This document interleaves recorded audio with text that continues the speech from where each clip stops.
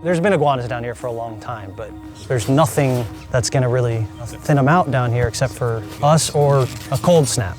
It's almost December and it's 85 degrees out. Definitely a big problem. We've been outdoorsmen our whole lives, we're always out, you know, so we just saw like it become a problem and we just set out to try to do something and you know, try to make a difference in controlling it. You know, we love Florida, we love South Florida's ecosystem, so we saw a need for it.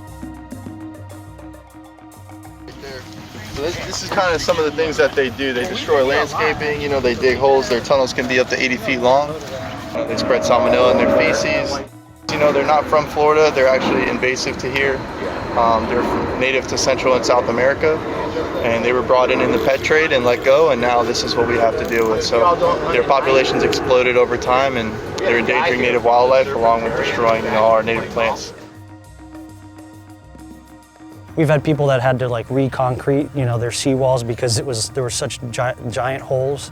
People don't realize, you know, a lot of places you have more than one or two. We're talking double digits, and you could just see by having 10, 15 of these guys in your backyard, even not knowing what they do, you can see how it can be a problem.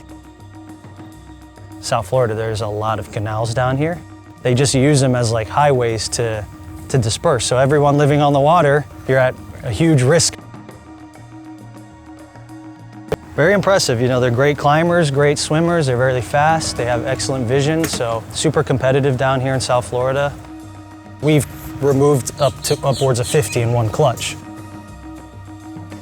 Sometimes they're clumsy, so they'll get a little nervous when you run underneath them and they'll try to go to another branch, miss, and fall on your head.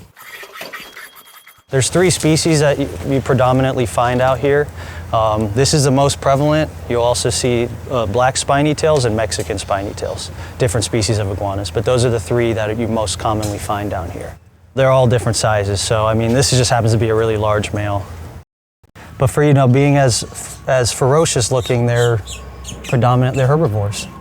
They've been here since the 60s. We haven't had any cold winter to kind of limit their population, so they're just kind of breeding like crazy.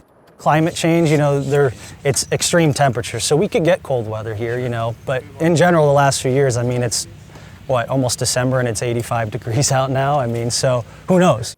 If it gets cold enough, you know, they're cold-blooded, so they go in like a state of inactivity. Now, if it continues being cold, they may not recover, but there's been news articles in the past where people think they're dead because they're frozen, pick them up, and then they end up heating up, and then now you're holding, you know, or you have one in your car that's alive. So we do this to make sure that they don't harm themselves or other animals while they're in the other traps, so they don't bite each other, scratch each other. This is the most humane way to remove them from a property other than keeping them in a trap. If you keep them in a trap, they like to bang up their noses and they get injured. Everything we do, you know, we have respect. Yeah. I went to school for biology. I love animals. You know, this is not something we're doing just to do it for fun. You know, we really see the destruction they've been causing. It is a problem.